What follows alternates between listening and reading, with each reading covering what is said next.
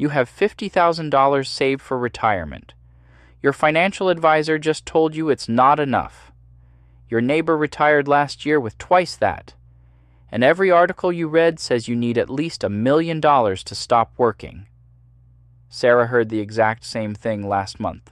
Same numbers, same advice, same panic. Here's what none of them told her, or you. $50,000 is not a death sentence.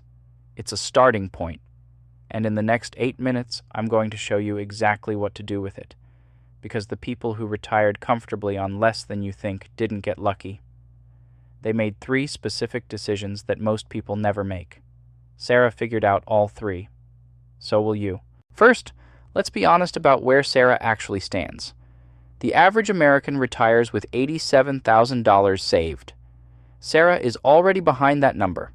But here's the thing most people miss. The number in your retirement account is not your retirement. It's one piece of a much larger picture. The piece almost nobody talks about clearly enough. Social Security. The average monthly benefit in 2026 is $1,907. That's $22,884 a year. If Sarah is married, double it. That is her foundation. That is the income that never runs out, never crashes with the stock market, never disappears because a company had a bad quarter. Sarah's $50,000 isn't her retirement. It's her backup, her bridge, her buffer against the years when the market dips and she doesn't want to be forced to sell. Most people look at $50,000 and panic because they're measuring against the wrong number. They're comparing it to $1 million benchmark they read in a personal finance article written for a very different financial situation. The number that actually matters for Sarah is her monthly gap, the difference between what Social Security provides and what she actually needs to live. That gap is what $50,000 is for. The first decision that separates retirees who make it work from retirees who struggle, claiming Social Security at exactly the right time. This is where Sarah can either give up $144,000 or keep it permanently. Claim at 62, the earliest option, and your benefit is permanently reduced by 30%. Claim at 70, the latest, and your benefit is 32% higher than your full retirement amount. For life.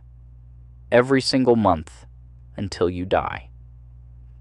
On a $1,907 monthly benefit, the difference between claiming at 62 and claiming at 70 is roughly $600 a month. $7,200 a year. Over 20 years of retirement. That's $144,000 from the exact same earnings record, just by waiting. Here's where Sarah's $50,000 becomes genuinely powerful. Most people claim Social Security early, not because it's the right financial decision, but because they have no other option. They need the income now. They can't wait. Sarah's $50,000 is the bridge that lets her wait. It covers her living expenses, or part of them, between retirement and age 70, so she doesn't have to take the permanent penalty. That's not a small thing. That's potentially $144,000 in additional lifetime income bought with money she already has. The $50,000 doesn't replace $1 million portfolio. It buys her the time to make the single most important Social Security decision correctly. The second decision, treat the $50,000 like it's still working, because it needs to be. Here's what most people do when they retire. They move everything into cash or a basic savings account. Feels safe, feels responsible. It isn't. Inflation runs at roughly 3% annually. $50,000 sitting in a savings account earning 1% is quietly shrinking every single month in real terms. In 10 years, that $50,000 will buy what $37,000 buys today. The number on the statement stayed the same. The purchasing power didn't. Sarah's move, the one that actually works, is to keep roughly 2 years of expenses liquid. Cash, high-yield savings account, somewhere she can access it without selling anything.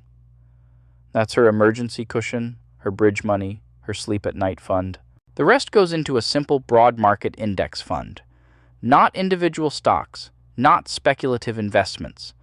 A fund that tracks the total market and has returned an average of 7% annually after inflation over the last 50 years across every recession, every crash, every recovery. $30,000 invested at 7% for 10 years becomes approximately $59,000. Sarah didn't earn more money. She didn't take on a second job. She just stopped letting inflation quietly consume what she already had. The math is not complicated. The discipline to execute it, to not touch the invested portion when markets drop 20% in a bad year, that's the harder part. But the strategy itself is as simple as opening one account and setting one automatic investment. The third decision, and this is the one that stings a little, getting genuinely honest about the actual monthly number.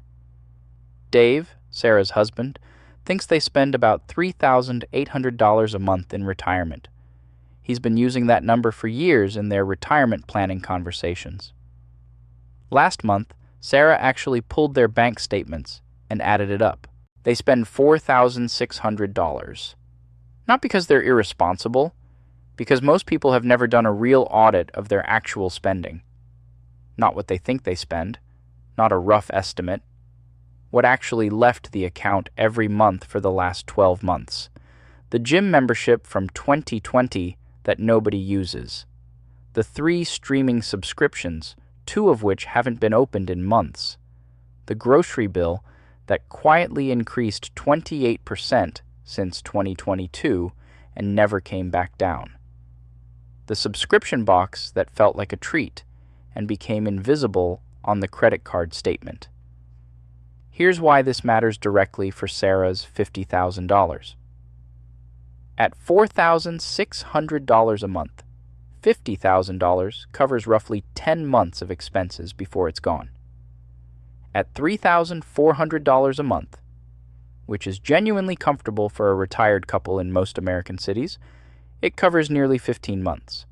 Combined with Social Security, suddenly the math doesn't just work, it works with room to spare. The difference between those two numbers, $4,600 and $3,400, is almost entirely discretionary spending that most retirees, when they actually track it, discover they don't particularly value. The research on this is consistent. Retired couples who actively track their monthly spending reduce it by an average of 15 to 20% within the first year. Not through sacrifice, through awareness. Sarah doesn't need to cut things she loves. She needs to stop paying for things she forgot she was paying for. $50,000 is not the number that determines whether your retirement works. The 3 decisions you make with it are: claim Social Security at the right time and protect the $144,000 difference, keep your savings invested, and stop letting inflation quietly consume what you already have. Know your real monthly number, and stop funding expenses you don't actually value. Sarah watched this video because she still has time to get this right. So did you. Drop a like if this helped. Subscribe. Every week we run the real numbers on retirement and personal finance. Stay with the data. Stay lazy.